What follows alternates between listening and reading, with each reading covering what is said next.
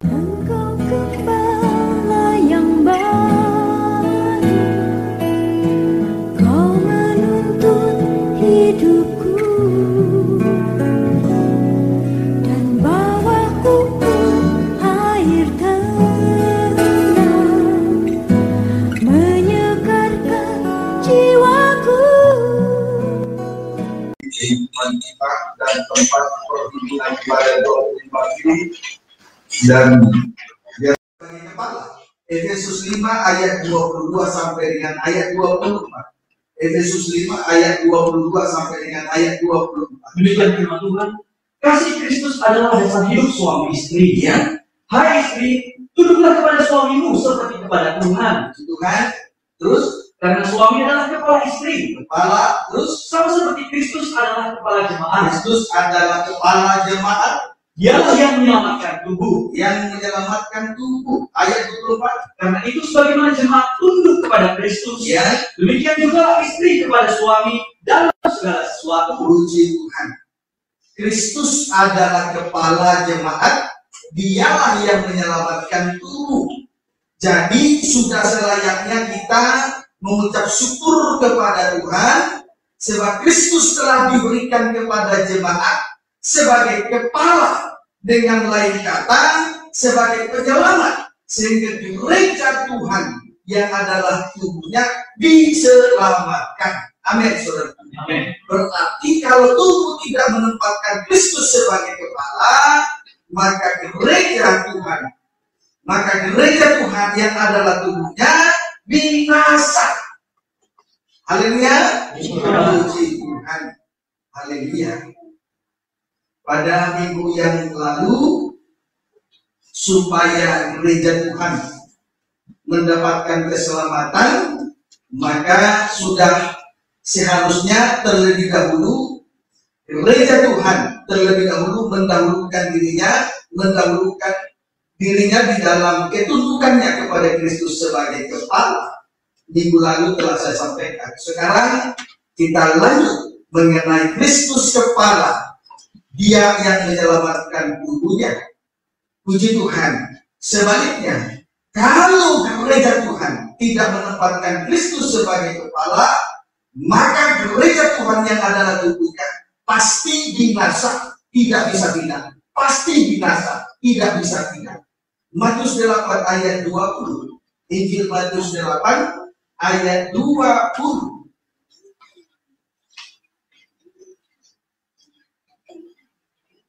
Ya, Demikian firman Tuhan.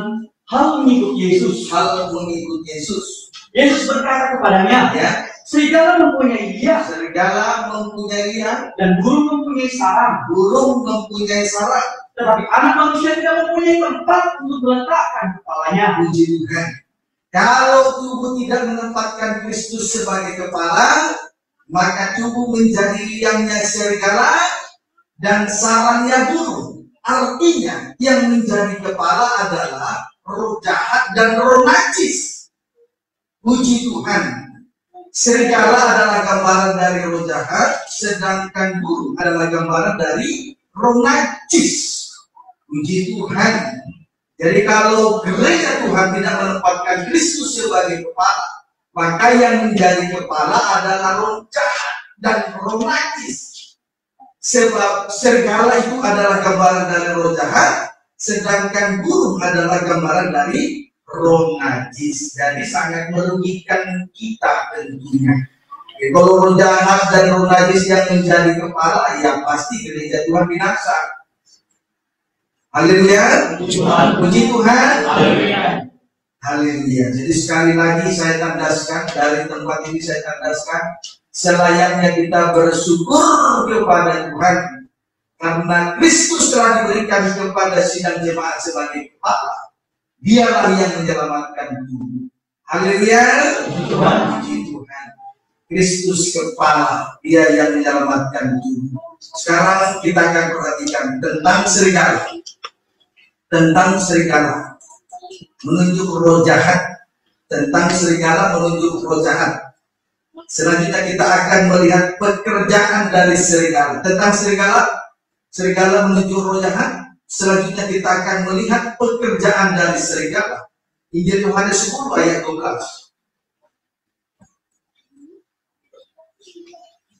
Injil Yohanes 10 ayat 12. Silakan. Demikian firman Tuhan. Ya. Gembala yang baik.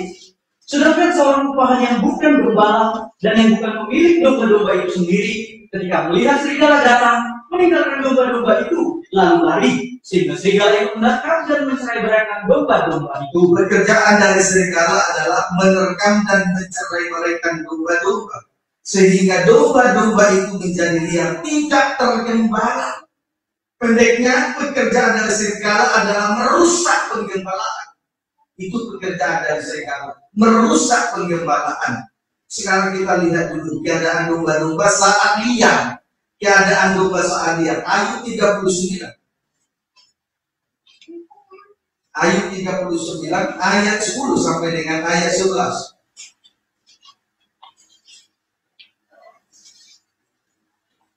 Silakan. Demikian firman Tuhan. Ya. Ia menertawakan keramaian kota, Terus tidak mendengarkan teriak. boleh baca dulu ayatnya, ayat 8 langsung 10. Siapa yang mengumbar keledai liar? Ya, terus Atau siapakah yang membuka tali tambatan keledai jalan? tidak terikat dalam penggembalaan. Ayat 10 sampai 11. Ia menertawakan keramaian kota.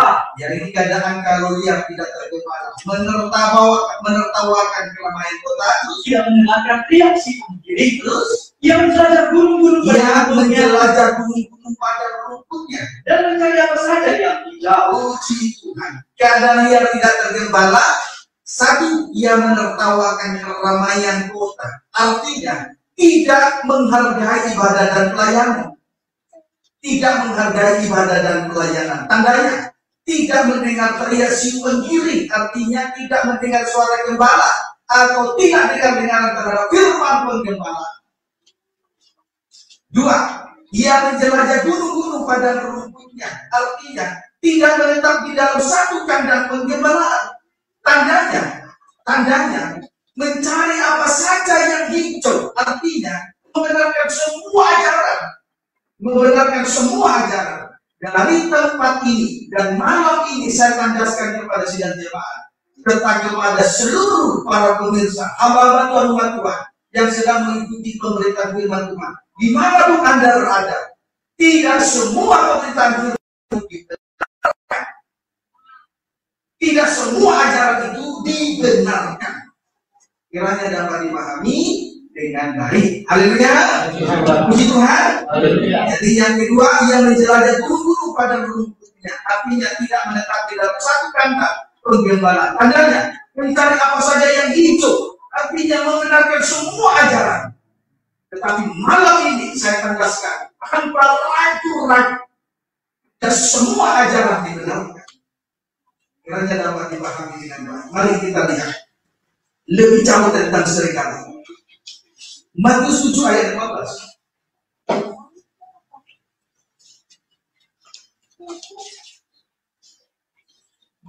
Matius 7 ayat 15. Silakan. Demikian firman Tuhan. Ya. Pengajaran yang sesat. Ya. Adalah terhadap nabi-nabi palsu yang datang kepadamu. Nabi-nabi palsu. Terus Dengan menyamar seperti domba. Tetapi sesungguhnya mereka adalah serigala yang buas. puji Tuhan. Nabi-nabi palsu datang dengan menyamar seperti domba. Berarti nabi-nabi palsu disebut juga dengan serigala berbulu domba. Haleluya. Puji Tuhan. Tetapi sesungguhnya mereka itu adalah binatang buas. Buas. Puji Tuhan. Tadi sudah saya sampaikan di dalam Injil Yohanes 10 ayat 12. Pekerjaan daripada si serigala adalah menerkam dan mencerai-beraikan kawanan domba. Jadi betul-betul serigala berbulu domba ini adalah binatang buas, menerkam dan mencerai-beraikan kawanan domba. 1 Korintus 15 ayat 30 sampai 32.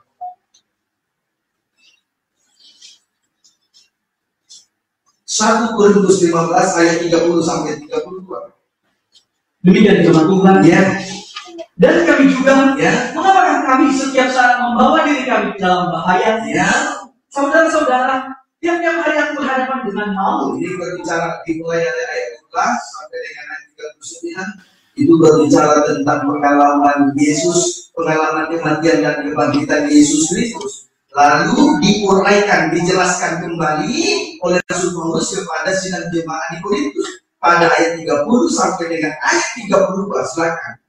Dan kami juga, mengapa kami setiap saat membawa diri kami ke dalam bahaya? Ini pengalaman kematian.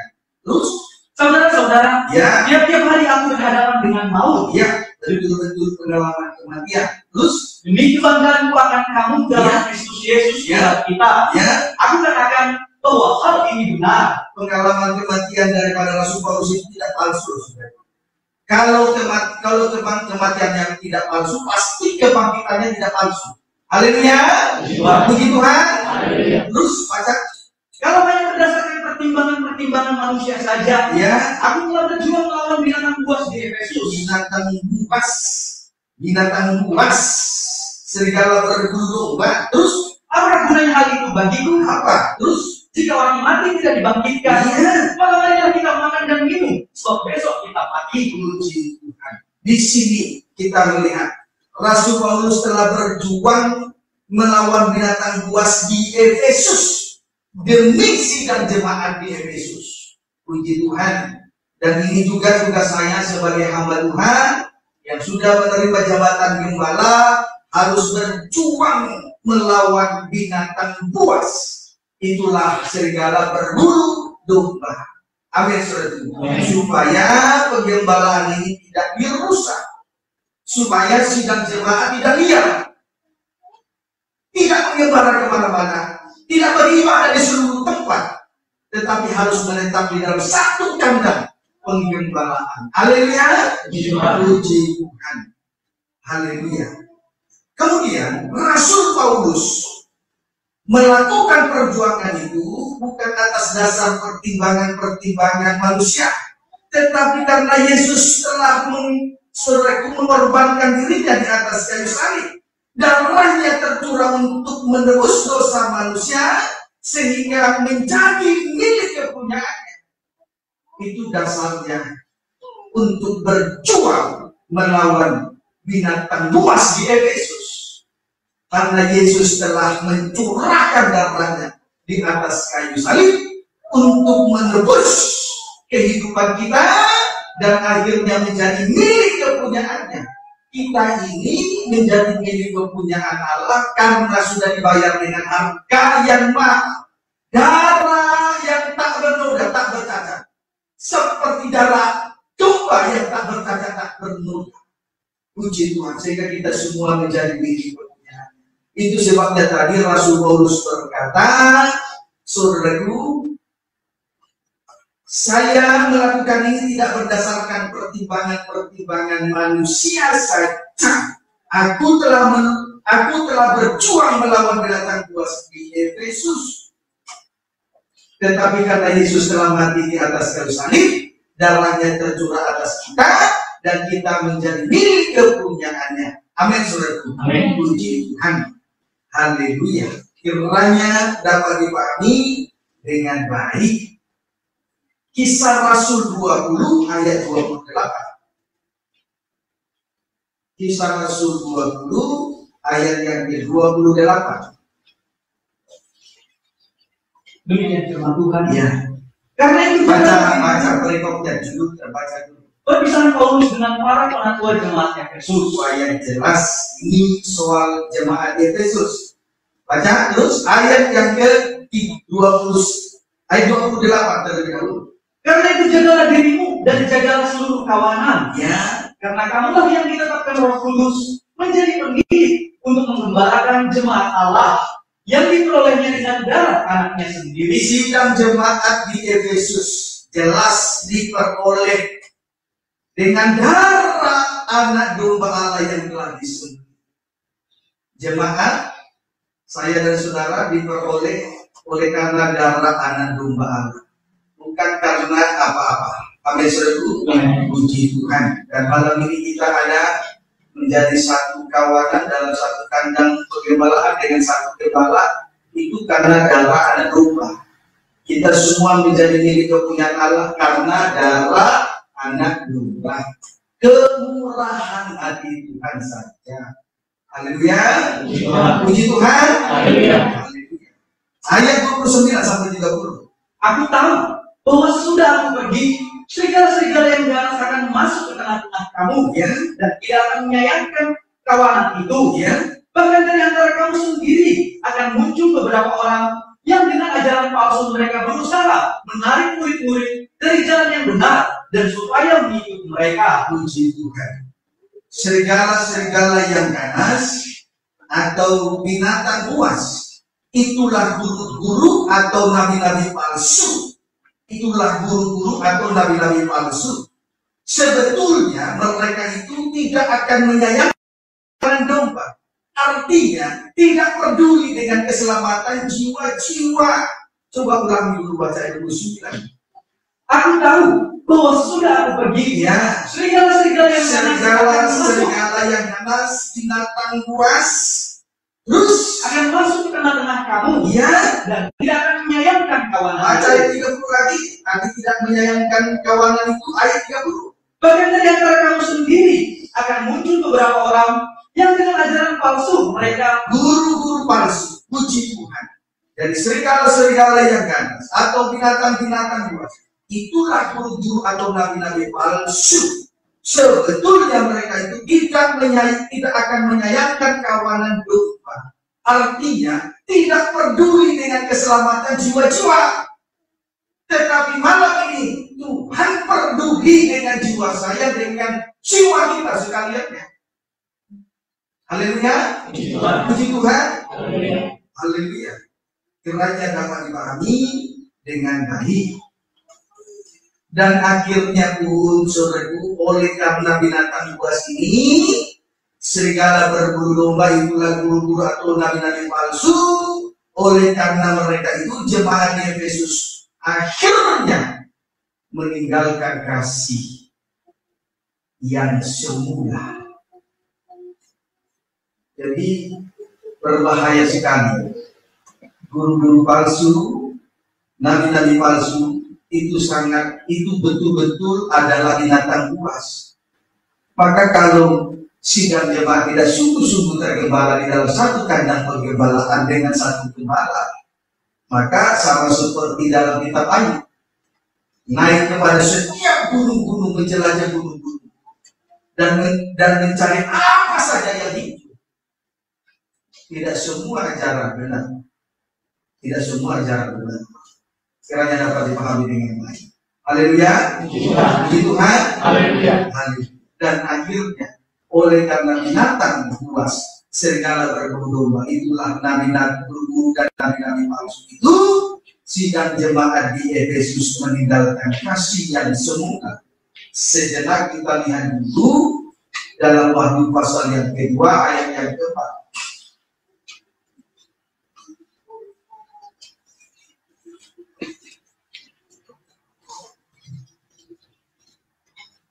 Wahyu pasal 2 ayat yang keempat, langsung ayat yang keempat baca. Demikian firman Tuhan ya kepada jemaat di Efesus. Ya.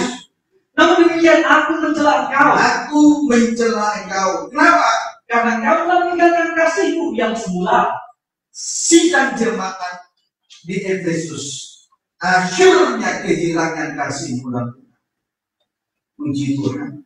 Padahal 3 tahun lamanya Rasul Paulus membentuk menasihati sidang jemaat di Efesus. Memang Rasul Paulus telah menemukan sidang jemaat di Efesus. Bukan dia yang membentuk, sudah terbentuk, tetapi dia melanjutkan pelayanan di Efesus selama 3 tahun. Siang malam dia menasihati sidang jemaat di Efesus dengan mencucurkan air mata.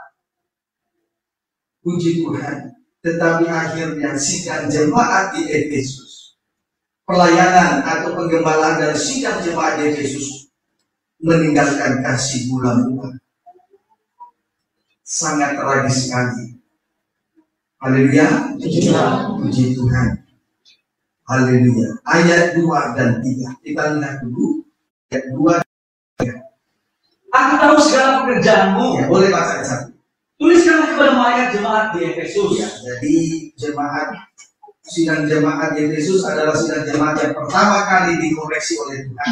Terus Inilah firman dari Dia yang memegang ketujuh bintang itu di tangan kanannya dan berjalan di antara ketujuh kaki Dia masing-masing oleh ketujuh bintang. Firman penggembalaan ayat 2 sampai 3.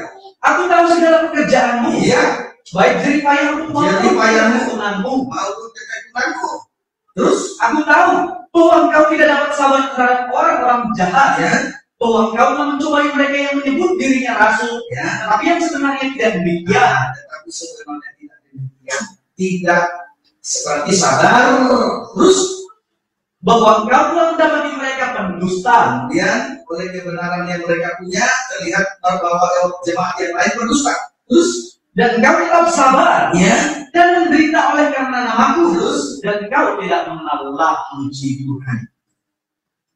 Tuhan melihat sidang jemaat di Efesus secara keseluruhan. Di luar tempat, ya, di luar tampak luar biasa dan istimewa. Tadi apa yang sudah kita baca, di luar tampak luar biasa dan istimewa. Sebab satu, mereka giat melayani pekerjaan Tuhan dengan jeripayah dan penuh dengan ketekunan. Dua, sabar terhadap orang-orang jahat dan tanpa kompromi terhadap orang-orang jahat itu sendiri. Tiga, oleh karena kebenaran mereka mengungkap pendusta-pendusta. Empat, rela menderita karena nama Tuhan dan tidak mengenal kata lelah. Puji Tuhan. Ini adalah sesuatu yang luar biasa dan istimewa. Amin, saudaraku. Inilah keadaan dari sidang jemaat, bagian yang nampak di luar dari sidang jemaat di Yesus. Puji Tuhan. Secara pemandangan manusia, jemaat di Efesus ini benar-benar luar biasa. Tetapi sayangnya pada ayat 4, tadi kita sudah baca, Tuhan mencela sidang jemaat di Efesus. Karena ternyata semua hal-hal yang luar biasa, semua hal-hal yang istimewa itu dikerjakan tanpa kasih mula-mula.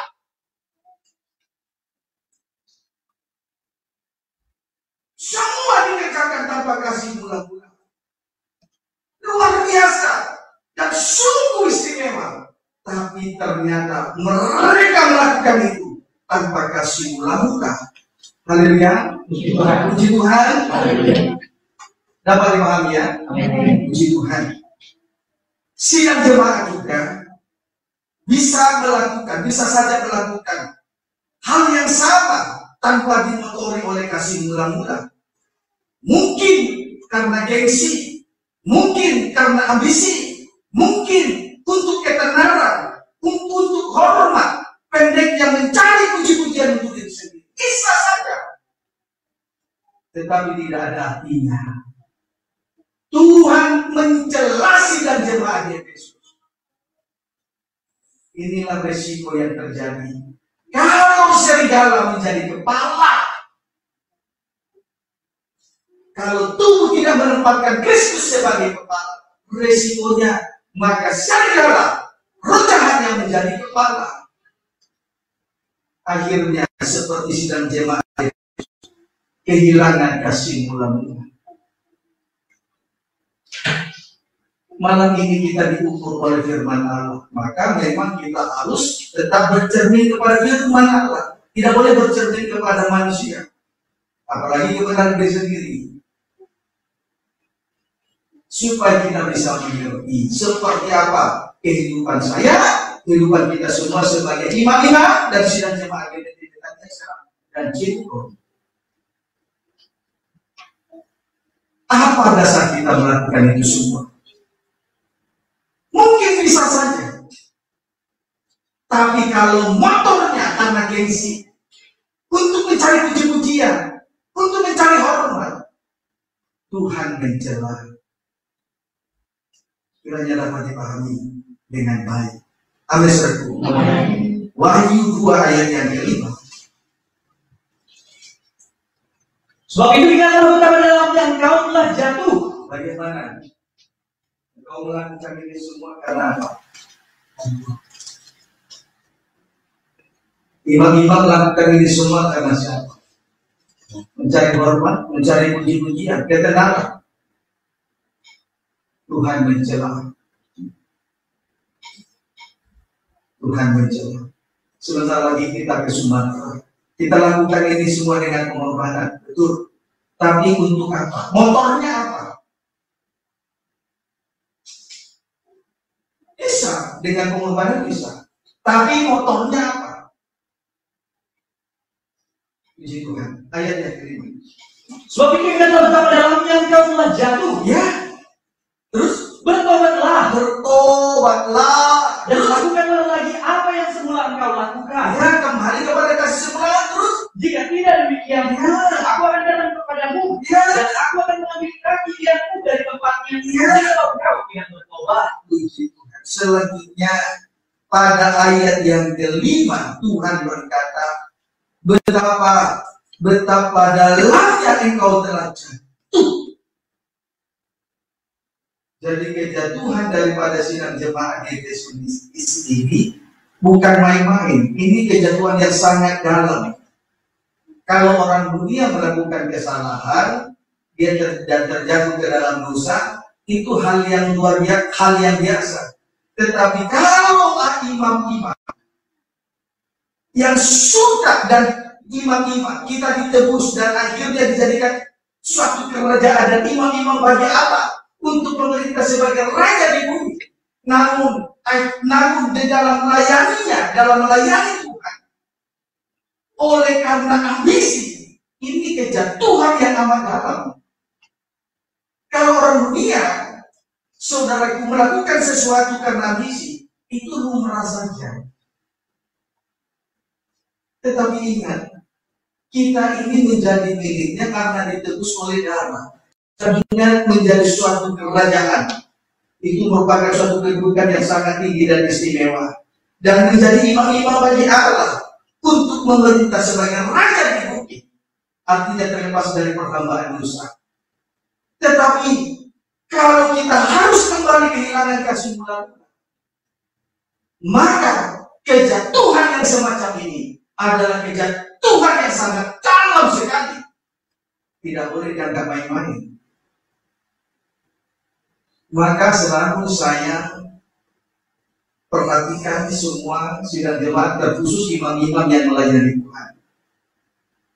Kalau ada koreksi dan diprotek, itu adalah perhatian Tuhan kepada kita semua, supaya kita jangan mengalami kejatuhan yang semacam ini.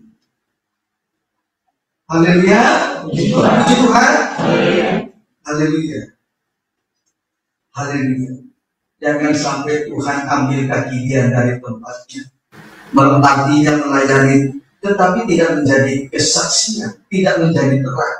Tadi dalam doa pembukaan, Pendeta Mulyadi, Timotius Mulyadi, beliau telah mendoakan ibadah ini supaya kita betul-betul menjadi terang. Bukan suatu kebetulan itu doa. Itulah yang disebut pelayanan yang saling melengkapi. Haleluya. Puji Tuhan. Kiranya dapat dipahami dengan baik. Sekarang setelah kita melihat kejatuhan yang amat dalam, karena memang sudah jemaat Efesus ini sudah meninggalkan kasih mula-mula. Penyebabnya karena roh jahat menjadi kepala. Seharusnya Kristus adalah hidup kita, Kristus adalah kepala, dialah yang menyelamatkan hidup. Amin, saudaraku. Puji Tuhan. Sekarang kita akan melihat 1 Korintus pasal 13, bahwa memang kejatuhan dari sidang jemaat Efesus ini amat dalam, amat sangat dalam sekali. Kita lihat ukurannya dari firman. Kita berkaca kepada firman, tidak boleh berkaca kepada pengertian sendiri. Puji Tuhan. Maka firman Tuhan juga harus disampaikan melalui Roh Kudus. Ayat yang satu saling menguatkan ayat yang lain. Jadi saling menguatkan. 1 Korintus 13 ayat 1 sampai dengan ayat yang ketiga. Silakan. Demikian firman Tuhan. Ya. Kasih Asli. Sekalipun aku dapat berkata-kata dengan semua bahasa manusia, Luar biasa dalam melayani. Terus, dan bahasa malaikat, oh puji Tuhan. Terus, tetapi jika aku tidak mempunyai kasih, tetapi dasarnya bukan kasih mula-mula. Terus, aku sama dengan gong yang berkumandang, Ya. dan jangan yang gemerincing. terus, mari kita kembali dikoreksi dia, Pak. Ayat 2. Sekalipun aku mempunyai karunia untuk bernubuat, Karunia bernubuat. dan aku mengetahui segala rahasia, Ya. dan memiliki seluruh pengetahuan, Terus, dan sekalipun aku memiliki iman yang sempurna untuk memindahkan gunung, terus bisa terjadi. Terus, tetapi jika aku tidak mempunyai kasih, tapi tanpa kasih mula-mula aku sama sekali tidak berguna. tidak berguna. Ayat 3. Dan sekalipun aku membagi-bagikan segala sesuatu yang ada padaku, Dengan segala pengorbanan yang luar biasa. Terus, bahkan menyerahkan tubuhku untuk dibakar, ya. tetapi jika aku tidak mempunyai kasih, Tetapi tanpa dasar kasih mula-mula, sedikit pun tidak ada faedahnya bagiku. puji Tuhan. Melayani Tuhan tanpa dasar kasih mula-mula sama dengan gong yang berkumandang dan canang yang gemericik. Haleluya. Inilah tubuh tanpa jiwa dan roh, sama dengan binatang. Kemudian 2, sama sekali tidak berguna. Melayani tanpa dasar kasih mula-mula, sama sekali tidak berguna. Yang ketiga, melayani tanpa kasih mula-mula, sedikit pun tidak ada faedahnya bagi Tuhan. Biar cukir balik, biar berdarah-darah. Kalau melayani tanpa dasar kasih mula-mula, lihat, sama dengan gong yang berkumandang dan canang yang gemerincing. Pengertiannya ini tubuh tanpa jiwa dan roh. Kemudian sama sekali tidak berguna. Kemudian yang ketiga, sedikit pun tidak ada faedahnya bagi Tuhan. Kiranya dapat dipahami dengan baik. Haleluya. Puji Tuhan. Jadi kesimpulannya, melayani Tuhan tanpa dasar kasih mula-mula, hasilnya adalah nol. Perhatikan itu sungguh-sungguh. Hasilnya adalah nol. Inilah koreksi firman bagi kita sekalian. Jadi persis bahwa kejatuhan daripada si penjemaat Yesus itu sangat dalam. Itu bukan perkara ringan. Sebab itu, biarlah kita selalu berusaha berjuang untuk menempatkan Kristus kepala. Jangan sampai roh jahat yang menjadi kepala. Supaya kita jangan kehilangan kasih mula-mula di dalam melayani pekerjaan Tuhan. Haleluya. Puji Tuhan. Baik. Praktek. Serigala menerkam dan menceraikan domba-domba. Praktek serigala menerkam dan menceraikan domba-domba. Kita kembali melihat Injil Matius pasal yang ke-7 tadi.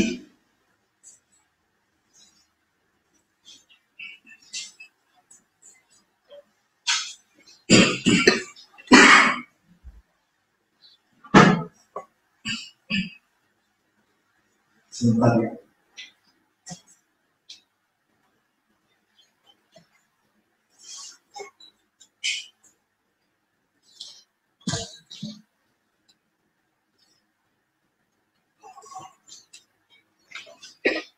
Praktek serigala menerkam dan menceraikan domba-domba. Injil Matius pasal 7 ayat 21 sampai dengan ayat 22. Demikian firman Tuhan. Boleh baca ya, Mas, supaya nanti kedengarannya tidak putus. Kalau mengajarkan yang setelahnya, waspadalah terhadap nabi-nabi palsu yang datang kepadamu dengan menyamar seperti domba, tetapi sesungguhnya mereka adalah serigala yang buas. 21 sampai 22. Bukan setiap orang yang berseru kepadaku, Ya. Tuhan, Tuhan, akan masuk ke dalam kerajaan surga. Bukan orang yang berseru Tuhan Tuhan lalu masuk surga. Terus Melainkan dia yang melakukan kehendak Bapakku yang di ayat surga. 22. Pada hari terakhir banyak orang akan berseru kepadaku. Ya, banyak orang berseru, itulah guru-guru palsu dan nabi-nabi palsu itu. Terus Tuhan, Tuhan, ya, bukankah kami bernubuat demi namamu membuat demi nama Tuhan, dan mengusir setan demi namamu? mengusir mengusir setan demi nama Tuhan, dan mengadakan banyak mujizat demi nama-Mu juga. mengadakan banyak mujizat demi nama Tuhan. Perhatikan, guru-guru atau nabi-nabi palsu mengadakan 3 hal yang luar biasa demi nama Tuhan. 1, bernubuat. 2, mengusir setan. 3, mengadakan banyak mujizat. Dan 3 perkara yang luar biasa dan istimewa ini mereka lakukan demi nama Tuhan, bukan demi siapa-siapa. Demi nama Tuhan. Tetapi kita lihat kenyataannya di hadapan Tuhan. Kenyataannya di hadapan Tuhan. Perhatikan ayat 23. Pada waktu itulah aku akan berterus terang kepada mereka. Berterus terang kepada guru-guru atau nabi-nabi palsu. Terus Dan berkata, ya, aku tidak pernah mengenal kamu. aku tidak pernah mengenal kamu. Janganlah daripadaku, Ya. kamu sekalian membuat kejahatan. Puji Tuhan. Tetapi kenyataannya Tuhan berkata kepada guru-guru dan nabi-nabi palsu, 1, aku tidak pernah mengenal kamu. Aku tidak pernah mengenal kamu. 2, enyahlah daripadaku, kamu sekalian membuat kejahatan. Kamu sekalian membuat kejahatan. Haleluya. Puji Tuhan. Saudaraku, bukankah 3 perkara di atas adalah perkara yang luar biasa dan istimewa? Tetapi pada ayat 23 ini justru Tuhan berkata, aku tidak pernah mengenal kamu. Tidak dikenal. Hamba-hamba yang tidak dikenal. Jadi ada hamba yang bekerja dan berjuang untuk Tuhan tidak dikenal. Tapi ada hamba yang bekerja melayani pekerja Tuhan yang dikenal. Berarti seperti itu. Selanjutnya Tuhan berkata, enyahlah daripadaku, kamu sekalian membuat kejahatan. Puji Tuhan. Haleluya. Nah, saudaraku, ini menjadi pertanyaan. Bukankah 3 perkara luar biasa dan ajaib ini mereka lakukan demi nama Tuhan? Tetapi sudah jelas di ayat sebelumnya. Baca dulu ayat 20 dan 21. Jadi dari buahnya lah kamu akan mengenal mereka. Apa buah dari serigala berbulu domba? Ayat 21. Bukan setiap orang yang berseru kepadaku, Ya, bukan melakukan 3 perkara itu, lalu mereka itu diselamatkan, memperoleh kerajaan surga. Terus Tuhan Ya. akan masuk ke dalam kerajaan surga. ya, bukan karena 3 perkara ajaib itu, tetapi terus Melainkan dia yang melakukan Iya. kehendak Bapakku yang di surga. melainkan dia yang melakukan kehendak Bapakku di surga. Melakukan 3 perkara ajaib, tetapi salib tidak ditegakkan di tengah ibadah dan pelayanan. No, melayani dengan luar biasa, dengan ajaib, tetapi kehilangan kasih mula-mula. No, hasilnya nol. Seperti gong yang berkumandang dan canang yang bergemerincing. Itu menuju kepada tubuh tanpa jiwa dan roh. Berarti binatang. Kemudian tidak berfaedah dan tidak berguna bagi Tuhan. Jadi ukuran untuk mengikuti Tuhan bukan musisa, bukan berkat-berkat lahiriah. Sederhana begitu Tuhan, cari dahulu kerajaan surga, semuanya ditambahkan. Kalau kita cari berkat-berkatnya lagi, ada lagi kerugian yang kedua, tidak mendapat kerajaan surga. Tapi kalau kita mencari kerajaan surga, berkatnya mengikuti. Jadi jangan terlalu susah itu, jangan dibuat susah oleh pengertian-pengertian yang tidak jelas di luar sana. Itu sebabnya tadi di atas saya sudah katakan, tidak semua ajaran itu benar.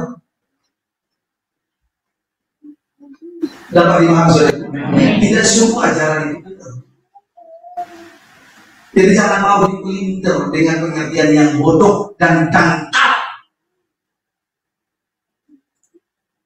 Kiranya dapat dipahami dengan baik.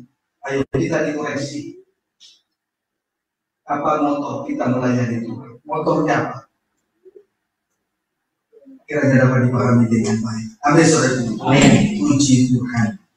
Haleluya. Jadi dia yang melakukan. Jadi kesimpulannya saudaraku, biarlah kita melayani Tuhan, tapi dasarnya adalah kasih mula-mula.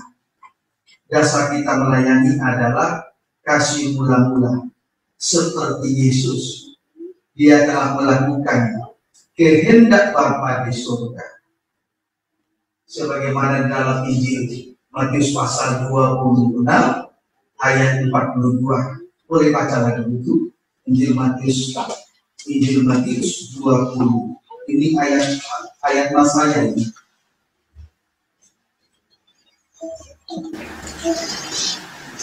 Ini ayat masanya. Ayat 42. Matius pasal 26 ayat 42 saja. Demikian firman Tuhan. Ya. Di taman Getsemani. Ya. Lalu ia pergi untuk 2 kalinya dan berdoa. Katanya, ya Bapakku. Ya Bapakku. Ini menunjukkan bahwa Yesus sebagai anak dengar-dengaran kepada Bapa. Terus, jikalau zaman ini tidak mungkin lalu, kecuali apabila aku meminumnya, jadilah kehendakmu. Yesus harus meminum cawan Allah. Artinya Yesus harus menanggung penderitaan yang kita harus tanggung supaya kehendak Allah terlaksana. Diawali dengan kata ya Bapakku. Diawali dengan dengar-dengaran. Melayani tanpa dengar-dengaran kita bisa selesaikan semua pekerjaan tanpa dengar-dengaran. Tapi nol. Tidak berguna, tidak berfaedah, seperti gong yang berkumandang dan canang yang bergemerincing. Amin, saudaraku. Puji Tuhan. Haleluya. Yang kuliah dan akademi sudah mendapat gelar, jangan pernah merasa pintar, apalagi merasa menjadi lebih pintar dari gembala. Melakukan sesuatu tanpa dengar-dengaran tidak ada artinya. Oleh sebab itu, biarkanlah kita melayani pekerjaan Tuhan. Dasarnya adalah kasih mula-mula. Kiranya dapat dipahami dengan baik. Amin, saudaraku. Puji Tuhan. Injil Matius, kita kembali lagi membaca Injil Matius pasal 7. Injil Matius pasal yang ke-7 tadi.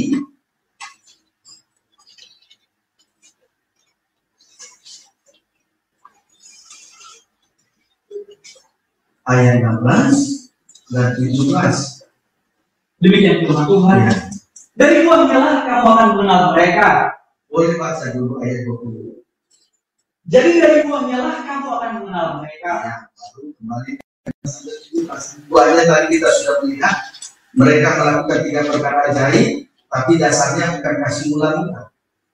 Itu persamaannya di ayat 16-17 saja. Dari buahnya lah kamu akan mengenal mereka. Terus, dapatkah orang memetik buah anggur dari semak duri? Buah anggur dari semak duri atau buah ara dari rumput duri? Buah ara dari rumput duri itu sesuatu yang mustahil. Ayat 17. Demikianlah setiap pohon yang baik menghasilkan buah yang baik, sedangkan pohon yang tidak baik menghasilkan buah yang tidak baik. Haleluya. Saudaraku, guru serigala berbulu domba. Saudaraku, buah dari serigala berbulu domba itulah nabi-nabi palsu, sama seperti semak duri dan rumput duri. Sama seperti semak duri dan rumput duri itulah buah dari pelayanan dari guru-guru atau nabi-nabi palsu. Amin, saudaraku. Puji Tuhan. Saudaraku, rumput semak duri dan rumput duri itu menuju kepada 2 hal. 1, pemalas dan wakil. Ayatnya ada 2, kejahatan dan tidak taat sama seperti Adam. Jahat dan tidak taat sama seperti Adam. Sebaliknya, kalau kita menempatkan Kristus kepala, akan menghasilkan buah anggur yang manis dan buah ara. Amin, saudara. Dan buah Allah. Puji Tuhan. Kita lihat anggur yang manis di dalam Injil Yohanes pasal yang ke-15.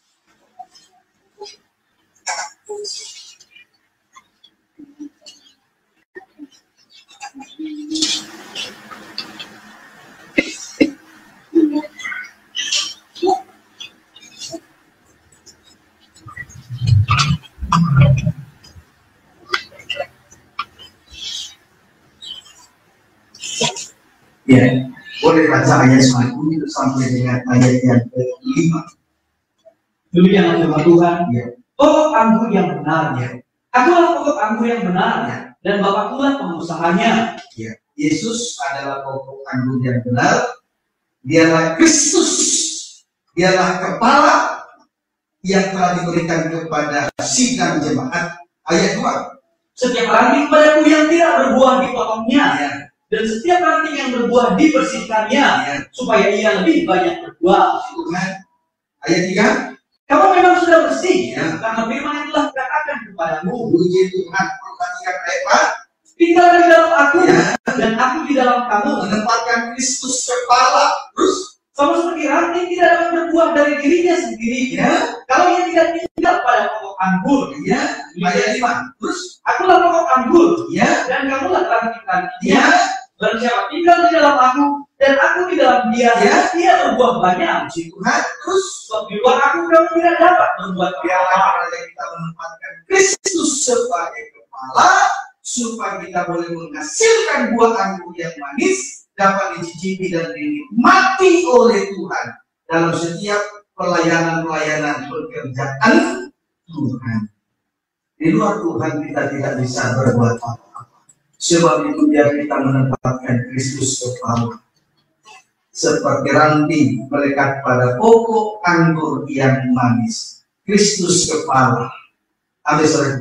Amin. Puji Tuhan. Kiranya dapat dipahami dengan baik. Sehingga dengan demikian kita akan berbuah banyak.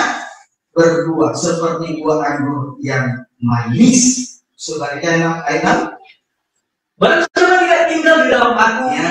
ia dibuang keluar seperti ranting dan menjadi kering. Ya. Kemudian dikumpulkan orang yang dicampakkan ke dalam api. Kalau kita menempatkan Kristus sebagai kepala, kehidupan kita ini menjadi kering-kering seperti semak duri dan onak duri.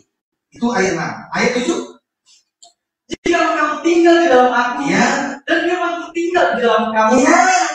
apa saja yang kamu kehendaki, Iya. dan kamu akan memilikinya. Puji Tuhan.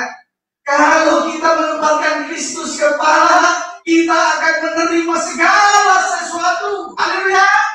Puji Tuhan. Itu saja, simple, jangan dibuat susah.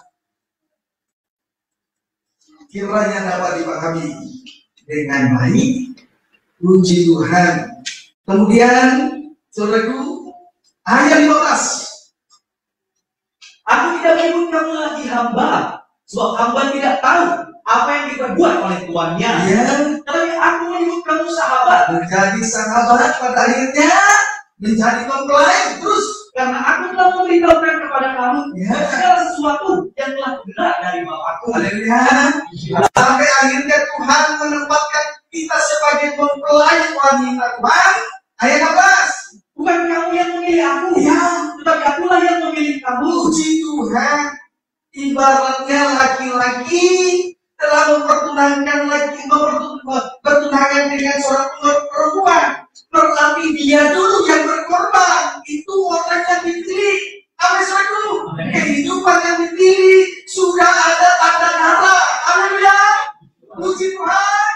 Terus. Dan aku telah menetapkan kamu, Ya. supaya kamu pergi Ya. dan menghasilkan buah, Amin. terus dan buahmu itu tetap. Ya. Supaya apa yang kamu minta kepada Bapa dalam namaku diberikannya kepadamu. Puji Tuhan. Terus menghasilkan buah. Tidak pernah berhenti menghasilkan buah anggur yang manis. Terus dicicipi, dinikmati oleh Tuhan dalam melayani pekerjaan Tuhan. Haleluya. Puji Tuhan. Bukan kita yang memilih, Dia yang memilih kita. Ibarat kalau laki-laki membeli perempuan, berarti bukan perempuan. Kehidupan yang dipilih itu penuh dengan tanda tanya.